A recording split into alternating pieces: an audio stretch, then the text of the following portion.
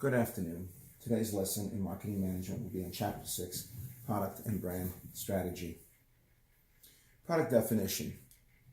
Slide number 2. Tangible products. Those are physical entity or service that is offered to the buyer. Physical product. Extended product. Tangible product along with a whole cluster of services that can accompany it. Then we go to slide number 3. The other possible concept of a product would be a generic product, which includes the essential benefits the buyer expects to receive. Product is the sum of the physical, psychological, and sociological satisfactions that buyers derive from purchase, ownership, and consumption. We move on to slide number 4, product classification. A product classification scheme can be useful to the marketing manager as an analytical device to assist in planning marketing strategy and programs. Products are classified according to 2 basic criteria: end use or market, the degree of processing or physical transformation that the product requires. We move on to slide number 5, product classification. Agriculture products and raw materials grown or extracted from the land or sea. Organizational goods purchased by business firms for the purpose of running the business. Raw materials and semi-finished goods. Major and minor equipment. Parts or components which become a part of the finished good. Move on to slide number 6. Product classification. Supplies or items that do not become a part of a finished good. Consumer goods, convenience goods, purchased frequently with minimum effort. We move on to slide number 7. Product classification. Shopping goods, purchased after some time and energy are spent comparing various offerings. And specialty goods, unique in some way for which consumer makes special purchase efforts. Slide number 8, organizational goods, usually purchased as means to an end and not as an end in themselves. The demand for organizational goods is a derived demand. So for example, if you have a vehicle company that's making cars, the cars, if there's a higher demand for cars, then there will be a higher demand for tires and all the other processes that go into the cars, all the other equipment that goes into cars. Purchased directly from the original source with few middlemen, subject to multiple purchase influences. We move on to slide number 9. Market is concentrated geographically. You can have a vertical market, limited number of buyers, and a horizontal market, product purchased by all types of firms in different industries. So in a vertical market, you may have things that only cars could use, certain components. In a horizontal market, all organization needs pencils, you all need sharpeners, you all need paper clips. Slide number 10, quality. The degree of excellence or superiority that an organization product possesses encompasses tangible and intangible aspects of a product or service. Slide number 11, total quality management, TQM.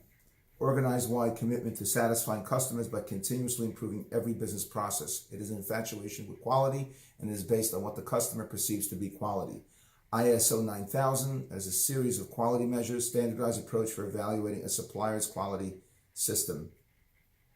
Slide number 12, product value. What the customer gets in exchange for what the customer gives. Encompasses not only quality, but also price. Customer's perception of value depends on the degree to which the product meets his or her specifications, price that he or she will have to pay to acquire the product. Slide number 13, product mix, is described by the width, the number of individual product lines offered by the organization, and the depth, the average number of products in each product line. Slide number 14, the definition of product line, which is a group of products that share common characteristics, distribution channels, customers, or uses. Slide 15, product line continued. Organizations offer varying products within a given product line for 3 reasons. Number 1, potential customers rarely agree on a single set of specifications regarding their ideal product. Customers prefer variety. That is number 2. And number 3, dynamics of competition leads to multiple product lines. Slide number 16, product line. In reaching a decision on a product line additions, organizations need to evaluate whether total profits will decrease, quality/value associates with current products will suffer. Branding and brand equity, slide 17. Factors that serve to increase the strength of a brand include product quality, consistent advertising and other marketing communications, distribution intensity, and brand personality. Slide number 18, definition of branding and brand equity. Brand is the name, term, design, symbol, or any other feature that identifies one seller's goods or services as distinct from those of other sellers. Trademark, legal term for brand. Slide number 19, branding strategies. Line extension. Use a well-known brand name to enter into a new market segment. Number 2, brand extension. Use a current brand name to enter a completely different product class. Franchisee extension, organization's attachment of the corporate name to a product to enter either a new market segment or a different product class, also called family branding. Slide 20, branding strategies. Dual branding, 2 or more branded products are integrated, and multi-branding assigns different brand names to each product. Slide 21, multi-branding strategy advantages. Firm can distance products from other offerings it markets. So this way, if there's any issue with one product, it doesn't sync the other. Image of one product, therefore, is not associated with other products the company markets. Products can be targeted at specific market segments. And should the product fail, the probability of failure impacting on the other company products is minimized. Multi-branding strategy disadvantages. Slide 22. No consumer brand awareness. Significant amount of money must be spent familiarizing customers with new brands. Slide 23. Brand equity. Set of assets or liabilities linked to the brand that add or subtract value. Value of assets depends on results of marketplace's relationships with the brand. Slide 24, brand equity continued, is determined by the consumer and is the culmination of the consumer's assessment of the product, company that manufactures and markets the product, variables that impact on the product between manufacture and consumer consumption. Slide 25, figure 6.1, elements of the brand. You have brand loyalty, name awareness, perceived quality, brand association, other proprietary brand assets. This impacts on brand equity. So the name and symbol provides value to customers by enhancing customers' interpretation, processing of information regarding the product or service, confidence in the purchase decision, which is always strengthened and buttressed by the brand name, and of course adds to brand equity, and the use and satisfaction, which then flows into efficiency and effectiveness of marketing programs, brand loyalty, price, and the margins of profit, brand extensions, trade leverage, and finally, competitive advantage. We now move on to slide 26, packaging. Eye candy, very important. People look at things, are very visual, and therefore a pretty package and a practical package is necessary. It differentiates relatively homogeneous products. Without it, you wouldn't be able to tell the difference between Coke and Pepsi. Contributes to creating new attributes of value in a brand. Makes products urgently saleable to a target market. Again, makes products urgently sellable to a target market. Slide 27, continuing with the concept of packaging. While making packaging decisions, marketing managers must consider the consumer and the cost. Slide 28 is a graph of product life cycle. Product life cycle is a trajectory that a product takes from its inception to its end. There's an introduction stage, there's a growth stage, a maturation stage, where the product plateaus, and then there's a decline where the product then leaves the marketplace eventually.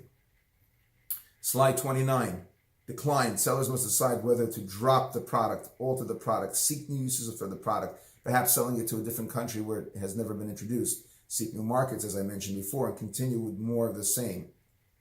Fashion. Slide 30, variations of the life cycle. Accepted and popular products that go through a repetitive cycle of popularity. Don't throw out your ties, don't throw out your dresses, because they'll probably be out this year, but back in 2 or 3 years from now.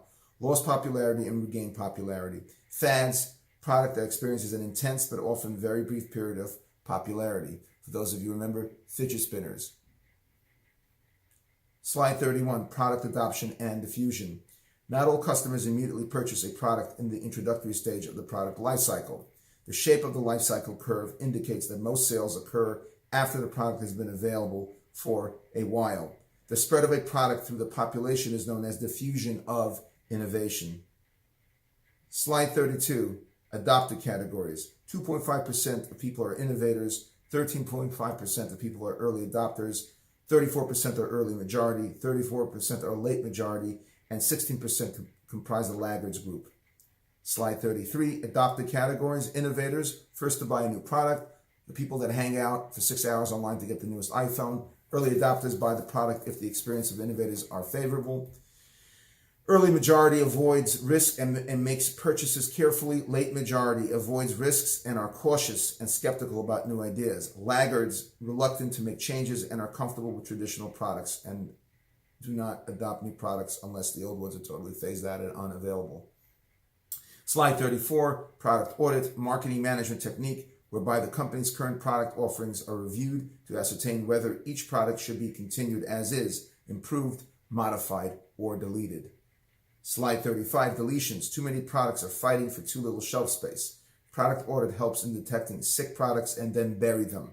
Factors to be considered during deletion: sales trends, profit contribution, product life cycle, and customer migration patterns.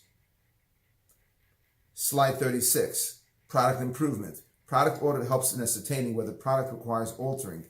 Product altering involves changing attributes, product features, design, package, and so forth.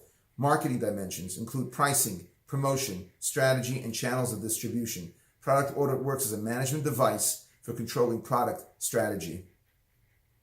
Slide 37, product improvement continued. Benchmarking, process of measuring products, services, and practices against those of the toughest competitors or companies renowned as leaders. It assists companies in boosting product quality, developing more user-friendly products, improving customer order processing activities, shortening delivery lead times.